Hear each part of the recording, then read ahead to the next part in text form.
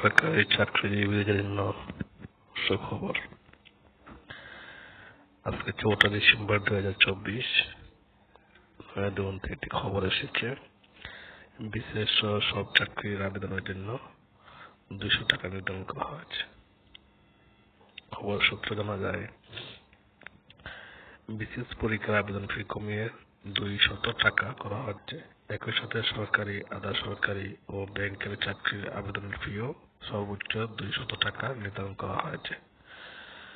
বুধবার 4 ডিসেম্বর সচিবালয়ের অনুষ্ঠিত সচিব কমিটির সভা শেষে জনপ্রশাসন মন্ত্রণালয়ের সিনিয়র সচিব মোহাম্মদ মুখলিসুর রহমান একথা জানান। সিনিয়র সচিব জানান, সরকারি, আধা সরকারি, ব্যাংক এবং বীমা প্রতিষ্ঠানে চাকরির আবেদনে সর্বোচ্চ 200 টাকা পর্যন্ত নিতে পারবে। বিসিএস ভাইভা 200 নম্বরের জায়গায় 100 নম্বর অনুষ্ঠিত হবে। সিনিয়র সচিব আরো বলেন, পিএসসিতে আবেদনের ক্ষেত্রে আগে ছিল 700 টাকা, তারা প্রস্তাব করেছে 350 টাকা, কিন্তু আজকে সচিব কমিটি নির্ধারণ করেছে এটা হবে 200 টাকা।